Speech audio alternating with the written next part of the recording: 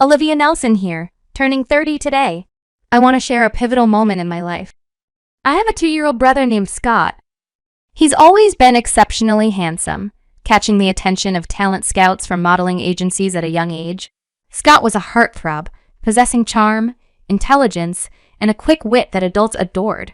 As for me, I was the only chubby one in our family during kindergarten, which diminished my appeal. Being shy and introverted, I never received the same praise for intelligence that Scott did. From an early age, people compared us, highlighting our differences. These comparisons extended to our parents as well. It seemed like my parents were disinterested in my elementary school years. While Scott thrived academically and received an afternoon snack, I remained overweight and excluded from such privileges. My mother would laugh and jokingly comment, "You're round as a ball." As a child, I didn't fully grasp the meaning behind her words, and naively took delight in her laughter, unaware that I was merely the subject of ridicule. Scott frequently outgrew his clothes and shoes, which he passed down to me despite the gender difference. I can't count the number of times I stumbled and fell, because the ill-fitting shoes hindered my movements. The only possession I truly cherished was my grandparents' backpack. Once elementary school ended, Scott moved on to a private middle school. My parents were elated when he got accepted into a prestigious academic institution. During this time, Scott continued his modeling career, and my parents, especially my mother, would proudly parade him on planned walks along Fifth Avenue. It was as if she wanted the world to admire her beautiful boy. However, I was left behind feeling invisible and self-conscious. Scott suggested that he would take Olivia with him next time. It seemed like even as a child, and he understood how unfairly our parents treated me. My mother simply echoed Scott's words, saying, "His kindness only amplified my misery." Middle school arrived, and unlike Scott, I attended a public school. My parents had low expectations of me, so they didn't bother letting me take tests. My dad would often say, "I can't afford you," reinforcing the notion that my life options were limited from the beginning. I wondered if this was how sisters were supposed to be treated. I couldn't comprehend how other families functioned. The peculiarities of our household were normalized even before I was born. As I entered puberty, I began questioning why I was treated differently. My parents became increasingly strict. While my mother allowed Scott to play with his friends, she forced me to do chores and run errands. Whenever I wanted to join my friends, my dad would chime in. "What about the housework?" My brother showed concern for me, helped me out, and even argued with our parents on my behalf. But they refused to listen to his pleas for fair treatment. Scott focused on his high school entrance exams and subsequently attended one of the top preparatory schools in the state, leaving me with no support or attention. It was then that true misery settled in. There were no parent-teacher meetings in our household. My parents didn't care about attending such events, though other families might consider it important. It simply never happened. I had only one meeting with my parents throughout middle school. They didn't show up in my second or third years, even when exams were approaching. My homeroom teacher expressed concern, but I chose to ignore the issues at home. I knew my circumstances were far from normal, but my parents weren't physically abusive. Describing the mental anguish I experienced felt like admitting that I wasn't loved by my own parents. The incidents kept on occurring. One particular incident was during New Year's Eve. My parents left me behind and took my brother to my mother's homeland. Until that year, I had always been included in their plans, but they told me, "You're a student studying for finals, so stay home." The studying excuse was just a cover-up. I believe they simply didn't want me around. So, I ended up spending New Year's Eve alone, unwilling to ask my friends to hang out because it felt like admitting I was a lonely kid left behind. I stayed home, not meeting anyone. I suppressed my painful emotions, watched the Grammys alone, switched to the New Year's Eve specials, and went to bed after shedding a few tears. The next morning, the doorbell kept ringing, and I was startled. To my surprise, my mom's uncle and aunt were at the door. I asked, "What's going on?" My uncle said, "Pack your things, Olivia. We've talked to your mom. We'll take care of all the formalities." I couldn't comprehend what he meant by leaving the house. "Does that mean—" I stuttered, unsure of his intentions. I couldn't grasp the full picture. My aunt softly cried and said, "Olivia, please be our daughter. We have always considered you as our own since birth." My aunt and uncle couldn't have children due to illness, and whenever they visited, they showered me with love and affection. I knew they often criticized my parents' treatment of me because they genuinely cared. They made an effort to visit me while my parents focused solely on my older brother, leaving me feeling alone. My aunt and uncle brought me sweets and nice clothes. Their memories outweighed the memories I had with my own parents. My uncle initiated the conversation after visiting my parents. He said, "Your parents won't let you attend high school. They want you to work when you're 16 to pay for Scott's college. We can't ignore this. Olivia, you can go to school without sacrificing for the family." I was left stunned. I had no idea that my parents would steal my future for the sake of my brother. It explained why they hadn't bothered to attend parent-teacher meetings for years. They simply didn't care about my aspirations. I felt like nothing more than a workhorse. As I collapsed, my aunt and uncle knelt down, embracing me and offering comfort. They said, "We'll make you happy, even though we're not your parents. Olivia deserves happiness. We should have found you sooner. If you agree, we'll make you our daughter." My aunt held on to me, weeping. My uncle looked at me with intense determination in his eyes. I wondered if any adults had ever wanted me like this before. At that moment, I knew what I had to do. At the age of 10, I became their daughter. It has been 10 years since then. My aunt and uncle have loved me unconditionally, creating countless happy memories. My aunt enjoyed picking out clothes for me and taking me shopping on special occasions, while my uncle, with his childlike spirit, would take me to zoos and aquariums, even when I was in high school. Over time, my aunt and uncle became my true parents. They're my parents now. On occasion, my birth parents would visit my aunt and uncle, often in a drunken state. "Olivia's hopeless. She's unattractive. She's dumb too. We don't need a dumb daughter. Scott, our oldest, is great," my parents would say. These hurtful words only fueled the anger and outrage of my aunt and uncle. Adoption became a serious topic of discussion. My aunt, without even taking a break on New Year's Eve, drove through the night to reach me. I will forever be grateful for their unwavering support. I wanted to express my gratitude to my incredible parents. I yearned to be the adopted daughter they could love wholeheartedly. After high school, I dedicated myself to studying diligently for this purpose. The stress of the high school entrance exams was overwhelming, but once I started my journey in high school, I was determined to build a future that would make my aunt and uncle proud. Through hard work and perseverance, I gained admission to a prestigious public university. However, I felt that I hadn't adequately thanked my aunt and uncle. No, my dear parents, I wanted to ensure their future was filled with ease. So, after college, I continued to study diligently, obtaining a license as a weather forecaster, and now I find myself on television. I underwent dieting and exercise regimes, aiming to make my aunt and uncle proud. The nickname Beautiful Weather Forecaster was bestowed upon me as I strive to match my brother's looks and radiate beauty. I believe my aunt and uncle are now filled with pride when they see me. I owe them so much, and I am determined to work hard and repay their love and sacrifices. Suddenly, I spotted my biological parents. "Olivia, you've matured. You've grown up," my parents said through tears as they held me. Caught off guard, I struggled to keep up with their emotions as I got into my car, leaving the TV station. It had been so long since I last saw them that I didn't recognize them at first. "You've shocked us on TV." "Scott," said Olivia, "we couldn't believe you became a gorgeous weather forecaster." Her father rubbed her shoulder and proudly remarked, as expected of my daughter, "We expect great things from you, EJ." Despite Olivia's internal disdain, her parents continued the conversation, ignoring her reservations. "Oh, yes. Since we've met, why not dine at the expensive restaurant up ahead? Weather forecasters lie, right?" After relentlessly following her, they boldly asked if she had made a lot of money. Olivia couldn't help but wonder if they were attempting to take advantage of her success. She couldn't let them exploit her. An idea sparked in her mind. "I'm sorry, Mom and Dad, but I have work today."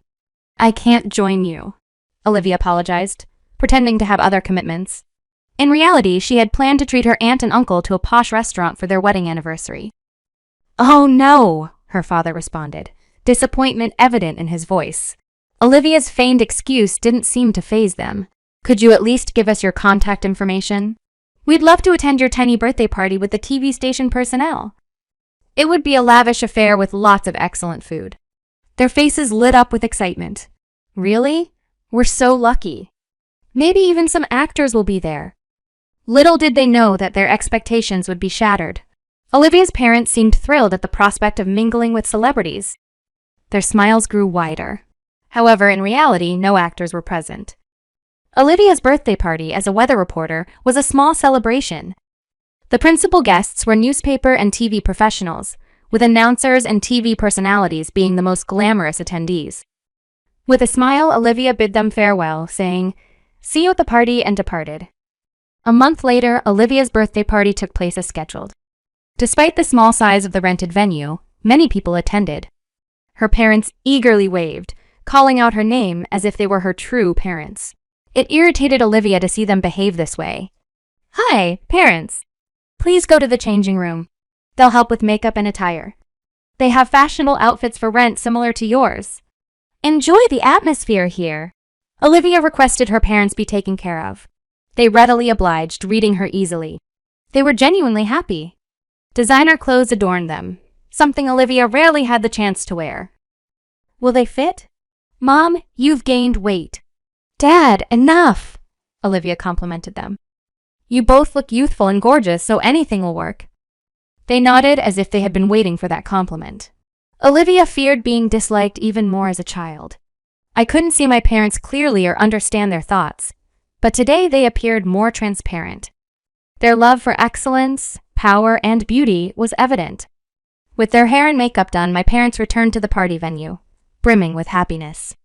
My mother wore an age-inappropriate pale pink shoulder-revealing short dress, despite her sagging knees.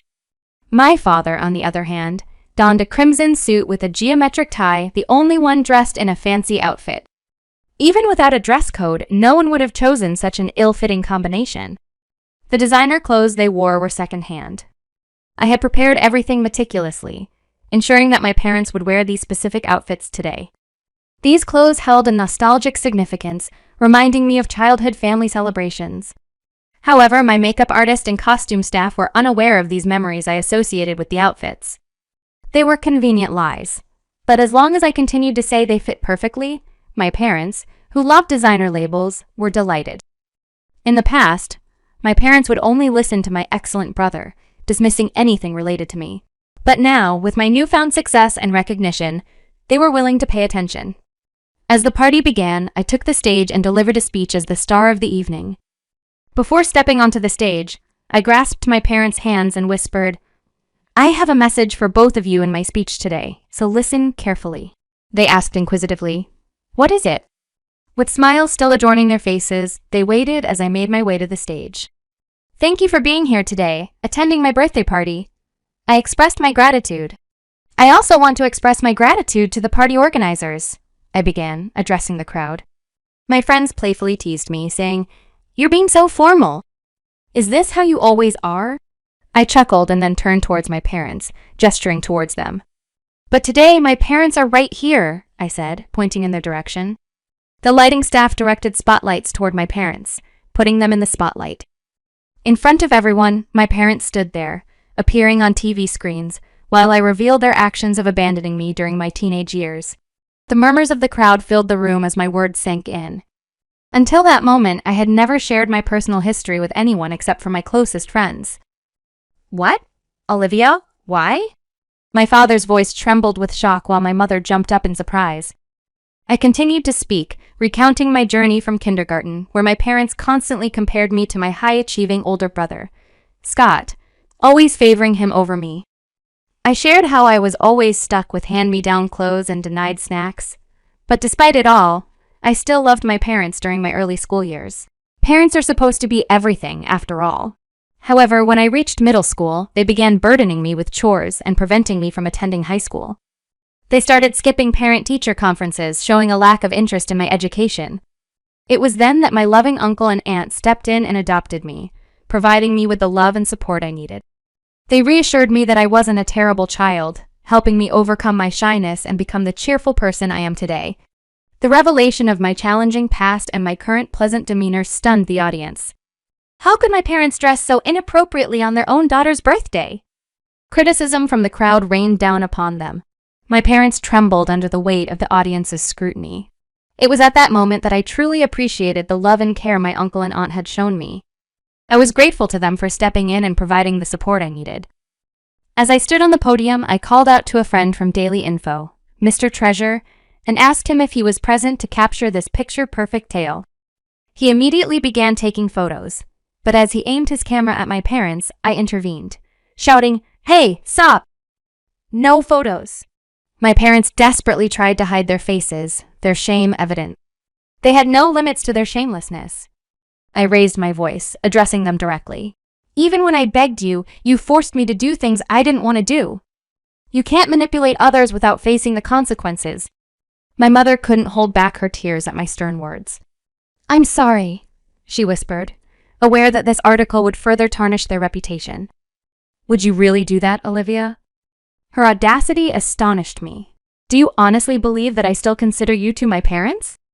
You barely raised me. You abandoned your role as parents. My true parents are my uncle and aunt. They are the ones who have given me love, care, and a family. So stop meddling in my life." As I recounted all the memories and expressed my gratitude towards my uncle and aunt, tears welled up in my eyes. It was an emotional moment of realization and closure. The guests at the venue took action and forcefully removed my parents from the premises. No more. This time it's real. I had distanced myself from them as a child when I chose to live with my uncle and aunt, but now I made the decision to cut them off completely. I shed a few more tears for the journey I had taken to reach this point, but I felt a renewed sense of strength and gratitude towards my uncle and aunt. The magazine editor approached me and asked, "Are you okay with this?" I nodded and gave my approval, allowing them to write about my upbringing. The story became quite sensational, attracting attention from various TV shows and media outlets. It turned into a dramatic tale of transformation, despite my initial concerns about how it would affect my image. They called it the modern Cinderella story up close. The press coverage was mostly positive, and it actually helped improve my reputation. However, let's give those two parents a name. As a result of the article, our neighbors started shunning them, leading them to move away. My father had to resign due to workplace rumors, and my mother struggled to find employment. They were surviving on their savings. My brother Scott, who had visited me with my aunt and uncle after my adoption, had initially hoped that we could all live together again. However, he soon realized that I had made the right choice in staying with my adopted family. He was glad that I had chosen well and had been there for me throughout my college years, supporting me in my studies. Scott, my dear older brother, completely cut ties with our biological parents after I revealed everything in the magazine. He once jokingly said that he would only see them at their funeral, but in truth, he distanced himself from them entirely. 5 years later, I married Mr. Treasure, the very same magazine editor who had published my story. We now have twin boys and girls. My greatest wish for my children is to see them happy and carefree, just like the selfless love shown by my aunt and uncle and the watchful presence of my brother Scott. I want them to grow up to be kind and compassionate individuals, but I also have other plans in store. Yes, I want to express my gratitude to my aunt and uncle. On our wedding anniversary, I take my spouse and children to Oregon, a special place for us. "Olivia, you have your own family now," they remind me. I find joy in giving back and making others smile, and I often joke that no one should ruin my fun as I secretly plan our next surprise. Perhaps next time, we'll indulge in a luxurious family-friendly hotel, exploring new activities and creating cherished memories together.